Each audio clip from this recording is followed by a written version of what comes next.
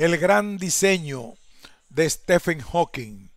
Lectura, crítica e interpretación. Un ensayo de Jorge Rivadeneira A. Investigaciones de Cala Flepe. La filosofía ha muerto. Stephen Hawking y Leonard Melotniou en el gran diseño preguntan: ¿cuál es la naturaleza de la realidad? ¿De dónde viene todo lo que nos rodea? ¿Necesitó el universo un creador? Las respuestas las dan a lo largo de su libro. Comienzan su libro señalando que tradicionalmente estos son problemas de la filosofía, pero la filosofía ha muerto, como lo demuestra el hecho de que no se ha mantenido al corriente de los desarrollos modernos de la ciencia, particularmente de la física, y enfatizan en que esta situación ha determinado que los científicos se hayan convertido en los portadores de la antorcha de la búsqueda del conocimiento. Cabe anotar que a lo largo de la historia de la cultura han ocurrido varios fallecimientos de las formas sistemáticas del saber. Uno de los primeros tuvo lugar con la llamada crisis del primitivo atomismo griego y el descubrimiento de la irracionalidad cuadrada. Popper, 1984. Y a finales del siglo XX, John Horgan, 1998, escribió un libro en el cual demuestra que ha llegado el fin de todas las ciencias, incluyendo el de la filosofía, ocasionada por los límites del conocimiento. Sus argumentos no son convincentes. ¿Acaso lo más notorio es la cita de Feynman, que dice: debemos considerarnos afortunados por vivir en una época en la que aún se están produciendo descubrimientos? Es como el descubrimiento de América, solo se produce una vez.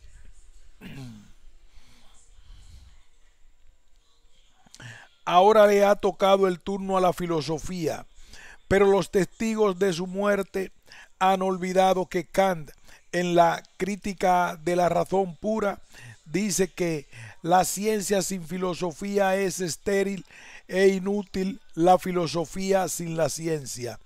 Además, si actualmente los científicos han tomado la antorcha, ellos son los que llevan adelante el pensamiento filosófico. Por eso, ese gran científico que es Hawking anota que las teorías cuánticas pueden ser formuladas de muchas maneras, pero la descripción probablemente más intuitiva fue elaborada por Richard Feynman, este físico que en las fiestas tocaba el bongó. Dice que ningún sistema tiene una sola historia, sino todas las historias posibles. Eso de que tiene varias historias, todo cuanto ocurre es aplicable a la física, a la psicología o a la historia. Alude a la no unidimensionalidad del conocimiento, a su complejidad determinada por sus múltiples interrelaciones.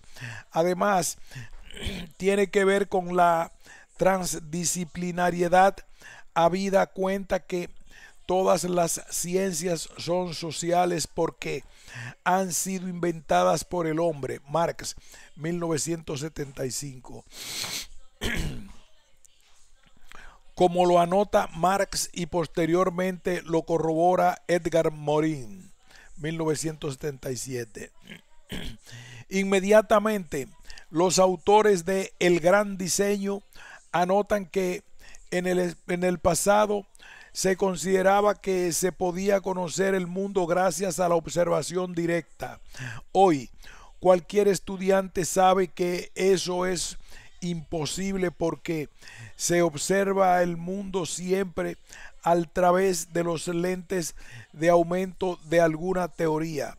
Y caminando por el frondoso bosque de la epistemología, señalan que las cosas no son lo que parecen, tal como las percibimos a través de los sentidos. Por eso, Sábato 1999 dice: el mundo de la experiencia doméstica es tan reducido frente al universo, los datos de los sentidos son tan engañosos, los reflejos condicionados son tan poco proféticos, que el mejor método para averiguar nuevas verdades es asegurar lo contrario de lo que se aconseja el sentido común. Los éxitos espectaculares de la física moderna, basados en conceptos como los de Feynman, han demostrado que la visión ingenua de la realidad no es compatible con la ciencia actual. Y para resolver esta paradoja, Hawking informa que se ha inventado una categoría denominada realismo dependiente del modelo, filosofía del modelo. Hawking asegura que los seres humanos interpretan el mundo de acuerdo a modelos. Si se acepta esta suposición, se plantea la necesidad de averiguar qué es un modelo, puesto que nuestra lectura del texto de Hawking es filosófica. Acudimos a un libro de Hans Weichinger llamado La filosofía del cómo sí, la filosofía del cómo sí, título que, según relata su autor, proviene de la impresión que le causó la lectura del mito de la caverna. De acuerdo al mito platónico, la caverna tiene una pequeña apertura por donde penetran los rayos del sol, lo cual permite que en el fondo se proyecten las siluetas de quienes permanecen en esta abertura. Esas siluetas no son las personas reales, pero se parecen, dice Weichinger. Lo mismo ocurre con las antinomias de Kant, las que con el mismo texto tienen significados diferentes, una suerte de heterogeneidad de propósitos. De ahí que para conocer la realidad se requiere de supuestos, más bien dicho, de ficciones con las que se pueda comparar. Los supuestos se permiten la comparación, no son hipótesis, porque estas son preguntas que provienen de teorías establecidas, es decir, que son verdades posibles, no así las ficciones que son inverificables, como ocurre con preguntas acerca del origen del mundo, la formación de la materia, los propósitos de la vida. Al proceso de reducir un conocimiento a otro para posibilitar la comparación, Weichinger denomina conocimiento científico, anotando que es indispensable tener en cuenta que la conciencia no es un espejo que refleja la realidad, es decir, que no se capta automáticamente el objeto tal cual es, sino modelos. La mente no solo es apropiativa, sino asimiladora y constructiva. Sin embargo, el modelo no es una representación teórica del mundo, sino una inferencia. De este modo, la verdad consiste en la concordancia del modelo con el concepto. De este modo, la verdad consiste en la concordancia del modelo con el concepto. La mayoría de las ideas son verdaderas si están de acuerdo con sus relaciones con la materia en estudio. No se trata de simples ocurrencias porque estas son diferentes en cada conciencia individual. Para expresar el principio de lucha por la sobrevivencia, se ha inventado un modelo denominado voluntad. Es un principio metafísico, dice Schopenhauer, además de ciego e ilógico, por lo cual el cerebro se sirve como herramienta para preservar la vida del individuo. Los modelos más antiguos son utópicos, como ocurre con el mito del paraíso. Es un modelo que explica muchas cosas como la felicidad, infelicidad, la obediencia y la desobediencia, la irrenunciable obligación del ser humano de trabajar, resumida en el ganarás el pan con el sudor de la frente. Lo mismo ocurre con el mito de Caín y Abel, un modelo mediante el cual se explica la envidia, los celos, la histórica contradicción que imposibilita la convivencia cordial entre hermanos, que son todos los seres humanos. Hay modelos míticos que han posibilitado la invención de teorías científicas, como ocurre con Edipo, el mito original formulado por los griegos como tragedia. Freud lo transformó en el complejo de Edipo, es decir, las relaciones sexuales inconscientes de los hijos con sus padres, y el mito de Dionisos Apolo en la psicología freudiana son el fundamento de los principios del placer y de la realidad. El modelo denominado el contrato social, tratando de interpretar los prolegómenos del sistema capitalista, incorpora las características del contrato, una actividad libre y voluntaria, a las relaciones sociales y políticas. Para Rousseau, los contratantes son el pueblo soberano que, convertido en voluntad general, elimina cualquier pacto de sometimiento, resuelve que el gobernante actuará como representante de esa voluntad y que será revocado del mandato en el caso de que no cumpla con sus obligaciones.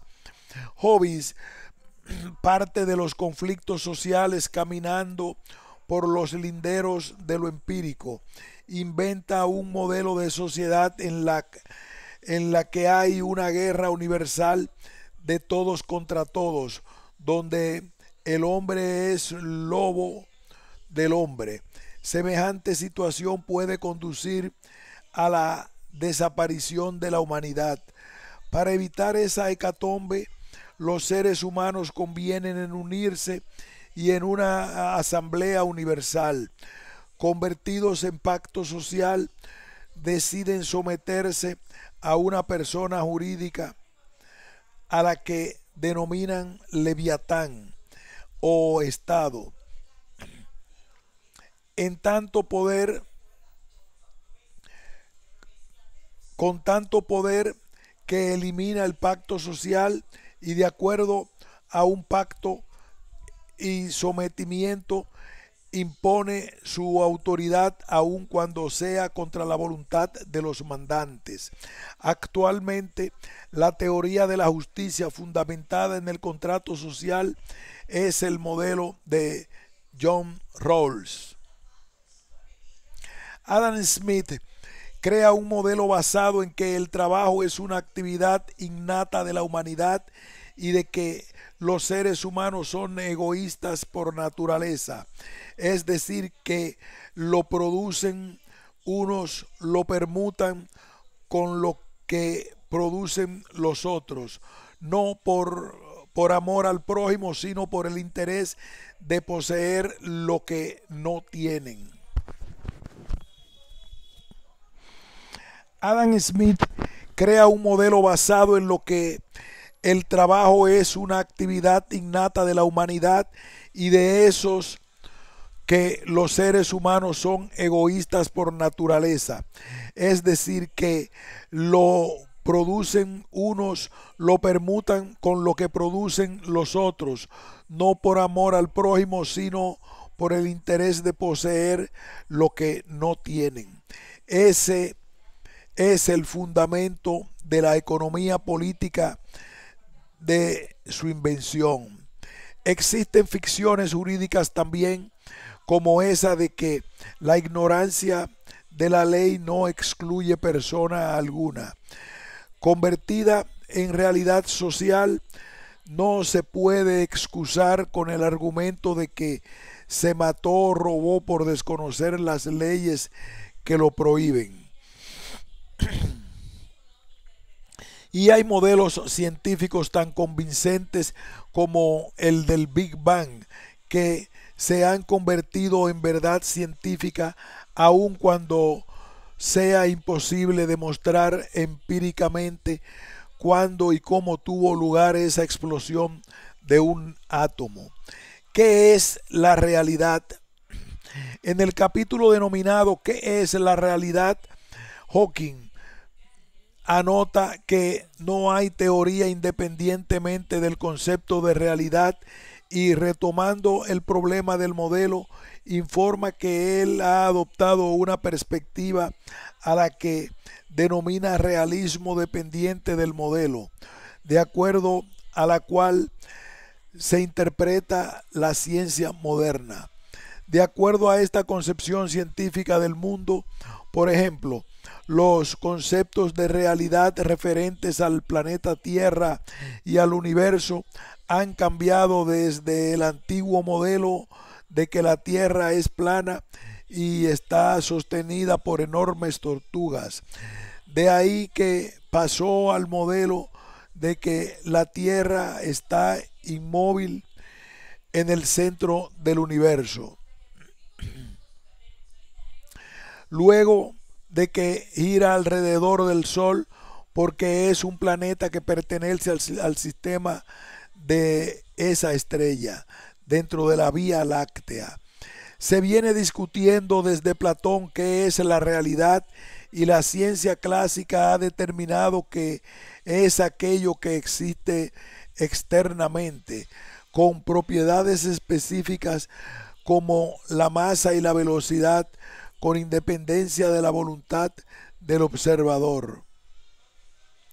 Sin embargo, actualmente uno de los principios de la física cuántica se refiere a que una partícula no tiene ni posición ni velocidad definidas y ni siquiera tiene existencia independiente.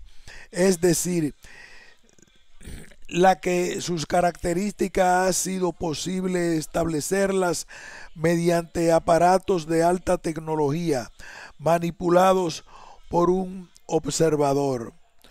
Por eso Schopenhauer dice que el mundo existe solo como representación para aquel que lo percibe.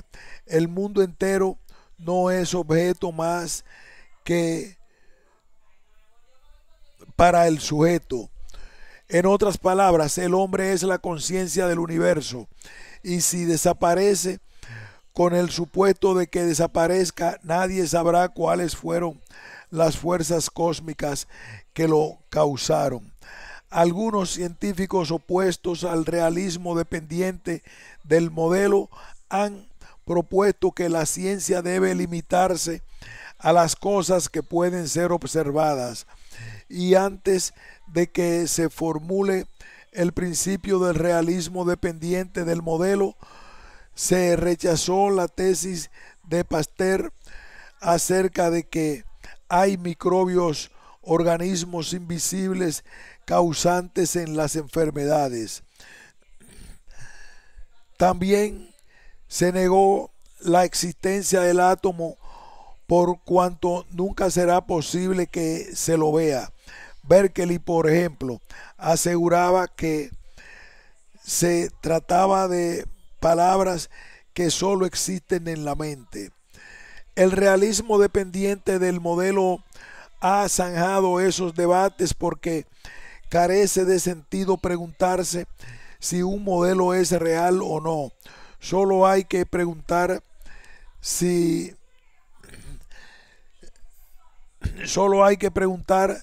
concuerda o no con las observaciones. Es decir, que se puede usar el modelo que sea más conveniente para cada situación dada. Los modelos se aplican no solo en la ciencia, sino también a problemas subconscientes que permitan interpretar en la ciencia, sino también a problemas subconscientes que permitan interpretar el mundo cotidiano. Es decir, que se puede usar el modelo que sea más conveniente para cada situación dada. Los modelos se aplican no solo en la ciencia, sino también a problemas subconscientes que permitan interpretar el mundo cotidiano. Estas interpretaciones no son directas, están mediadas por supuestos de acuerdo a cómo se perciben los objetos. Con esos datos, el cerebro construye una imagen o modelo mental. El realismo dependiente del modelo resuelve el debate sobre qué significa existencia.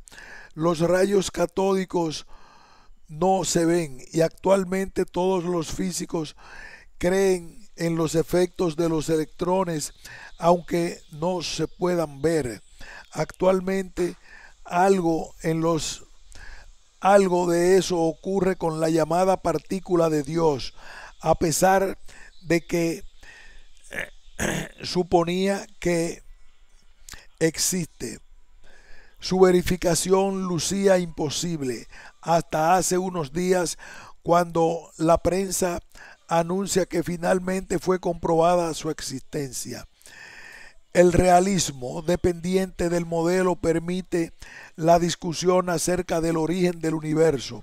La física contemporánea afirma que el universo se originó mediante el Big Bang, y lo que al parecer es un modelo se ha convertido en un principio asumido por la ciencia como absolutamente verdadero. La teoría M. En la teoría de las ciencias hemos ido descubriendo una serie de teorías, modelos cada vez mejores. Hawking, 2011. Frente a este progreso teórico, Hawking se pregunta si finalmente se llegaría a un punto definitivo, una teoría última del universo que incluya todas las fuerzas y prediga cada una de las observaciones que se pueda hacer, o si por el contrario continuaremos descubriendo teorías cada vez mejores, pero nunca una teoría definitiva que ya no pueda ser mejorada. Hawking responde que por ahora no hay respuesta a esa pregunta, pero que existe una candidata a la que llama teoría M. Esta teoría hipotética, bautizada la teoría M, acaso deba entenderse como símbolo de la proyectividad humana, a la cual Heidegger 2009 llama proyecto lanzado al infinito hasta las cercanías de Dios. Diferentes teorías pueden describir satisfactoriamente el mismo fenómeno a través de marcos conceptuales diferentes. Hawking, 2011. Aun cuando a través de marcos conceptuales diferentes, aun cuando posteriormente hayan sido sustituidas por otras teorías asimismo satisfactorias, basadas en los conceptos nuevos de la realidad. Diferentes teorías pueden describir satisfactoriamente el mismo fenómeno a través de marcos conceptuales diferentes. Hawking, 2011. Aun cuando posteriormente hayan sido sustituidas por otras teorías asimismo satisfactorias, basadas en conceptos nuevos de la realidad. Esto determina que este autor afirme que ninguna de esas teorías sean definitivas.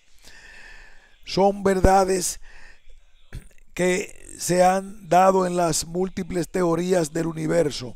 Sin embargo, ninguna de ellas incluye a todas las fuerzas ni predice cada uno de los sucesos por venir. De ahí que no son definitivas, a todas esas teorías se les ha agrupado en la denominada teoría M, candidata a teoría definitiva, la que ya no puede ser mejorada, porque posee todas las propiedades. No obstante, la teoría M no es una teoría en el sentido habitual del término, sino toda una familia de teorías distintas, cada una de las cuales proporciona una nueva descripción de las observaciones, pero solo en un cierto dominio de las situaciones físicas. Hawking, donde Dios es una sustancia metafísica. En tanto se refiere a lo imposible, que se busca algo parecido a la línea del horizonte al que jamás se llega, aun cuando nunca se detenga el caminar hacia ella. Una vez señalado el sentido de la teoría M, cabe referirse a sus elementos constitutivos que, según Hawking, serían la suma de teorías modelos cada vez mejores. Este progreso teórico, sin embargo, ni es automático ni carente de conflictos, habida cuenta que cada teoría le pertenece a una comarca conocida con el nombre de concepciones del mundo. Estas son las componentes de las diferentes concepciones científicas dominantes, a las que Thomas Kuhn denomina paradigmas. Este autor denomina ciencia normal a las investigaciones llevadas a cabo de acuerdo a los lineamientos de un paradigma. En esta etapa, las investigaciones y sus aplicaciones confirman ese paradigma y acumulan nuevos conocimientos. Sin embargo, en ese proceso, ocasionalmente los enunciados del paradigma no explican un determinado fenómeno. Este fallo, al que llama anomalía, da lugar a reiteradas investigaciones. Si no son superadas, tiene lugar una crisis paradigmática. En algún momento tiene lugar el surgimiento de un nuevo paradigma. El proceso es altamente conflictivo y su solución no es el resultado de una suma de teorías, sino una ruptura del viejo paradigma. En este caso, sus efectos parecerían ser acumulativos. No es extraño que algunos historiadores hayan argumentado que la teoría de la ciencia registra un aumento continuo de la madurez y refinamiento de la concepción del hombre sobre la naturaleza de la ciencia. Es decir, que se trata de una ruptura epistemológica, como Gaston Bachelard denomina a ese tipo de procesos. De ahí que la teoría M, con independencia de sus telos, no sería una familia de teorías distintas. cada una de las cuales proporcione una descripción de las observaciones. Hawking, 2011. Nótese además que cuando triunfa un nuevo paradigma, poco orienta una manera distinta de investigar y aplicar, como si se tratara de una realidad desconocida. Sin embargo, en el planteamiento de la teoría M, implícitamente se alude a la invalidez del pensamiento único, procedente del sentido común, agrupando en teorías convertidas en dogmas de carácter totalitario. Las leyes de la naturaleza. Los babilonios comprendieron que los eclipses de la luna no se producían al azar, sino con patrones regulares que se repiten. Hawking, 2011. Es decir, que esos fenómenos no dependían de las veleidades de seres sobrenaturales, sino que están gobernados por leyes, y como si fuese un académico venezolano, realiza un extenso recuento de los pensadores griegos de la antigüedad, como si ese modo quisiese reforzar su convicción de que existen leyes de la naturaleza. Pero viendo con más atención que se descubre que lo que realmente desea es orientar la discusión hacia el problema del libre albedrío, por lo cual anota que las teorías jónicas parecían no dejar lugar a la noción del libre albedrío ni de la finalidad. Hawking, 2011. Y en la página 30 señala que ya en el Renacimiento, Tomás de Aquino considera que, sin duda, los objetos inanimados alcanzan un fin no por azar, sino por intención. Por lo tanto, existe un ser personal inteligente porque todo en la naturaleza está ordenado a su fin. Descartes es el primer pensador que formula de manera rigurosa el concepto de ley de la naturaleza, definiéndolas como inalterables porque constituyen un reflejo de la propia naturaleza intrínseca de Dios. Además, una vez que Dios ha puesto en marcha el mundo, lo deja funcionar por sí solo. Hawking, 2011. Y a continuación anota que actualmente la mayoría de los científicos dirían que una ley de la naturaleza es una regla basada en la regularidad observada y que proporciona predicciones. El libre albedrío. Estos antecedentes le permiten preguntar: 1. ¿Cuál es el origen de las leyes? 2. ¿Hay excepciones como en los milagros? 3. ¿Hay un solo conjunto posible de leyes? Y para enfrentar en el terreno de que le interesa, cita a Laplace, el cual dijo que, dado el estado de un universo en un instante dado, un conjunto de leyes determinan completamente tanto el futuro como el pasado, y de inmediato pregunta si hay libre albedrío y si realmente lo tenemos, y como propina una estocada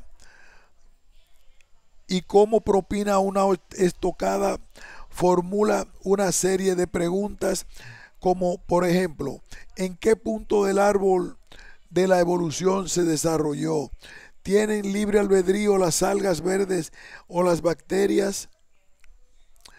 Su comportamiento es automático dentro del reino de las leyes científicas. Insistiendo en sus concepciones biologistas, interroga si son solo los seres multicelulares los que tienen libre albedrío, o si está reservado a los mamíferos. Y respondiendo a sus preguntas, anota que incluso si se crea que escogemos lo que hacemos, nuestras bases moleculares de la biología demuestran que los procesos biológicos están regidos por las leyes de la física y la química, y que por tanto estamos tan determinados como las órbitas planetarias. Y con una objetividad típica del sentido común, anota que experimentos recientes en neurociencia corroboran el punto de vista de que nuestro cerebro físico, siguiendo las reglas conocidas de la ciencia, el que determina nuestras acciones y no algún agente que exista fuera de esas leyes. Y como si quisiera exprimir un limón al que ya no le queda jugo, enfatiza en que es difícil imaginar cómo podría operar el libre albedrío si nuestro comportamiento está determinado por leyes físicas, de manera que parece que somos más que máquinas biológicas y que el libre albedrío solo es una ilusión. Frente a esta imposibilidad, informa que se ha adoptado la llamada teoría afectiva, de acuerdo a la cual se la puede utilizar como si los individuos tuviesen el libre albedrío, y reduccionistamente señala que la psicología, en tanto que teoría afectiva, estudia la voluntad y comportamiento. Lo hace también la economía, para la cual la oferta y la demanda aparecen como expresiones del libre albedrío. Acentúa que su libro está enraizado en el determinismo científico. A ese concepto habría que añadir que se trata de un determinismo positivista, por lo cual habría que recordar que el libre albedrío no está determinado por leyes biológicas ni físicas. Pertenece al campo de los sistemas de valores, junto con la democracia, la libertad, el arte y la poesía. En caso contrario, las preferencias cinematográficas estarían inscritas en el ADN. Por otra parte, los sistemas dinámicos inestables transforman las leyes físicas y por ende toda nuestra descripción de la naturaleza. Tanto en la dinámica clásica como en la física cuántica, las leyes fundamentales expresan posibilidades, no certidumbre. Prigogine, 1994. Además, para Hawking, el tiempo no forma parte de las leyes de la naturaleza y no hay diferencia entre presente y pasado, y al parecer el futuro está predeterminado. Por eso, las leyes que enuncia son eternas, inmodificables y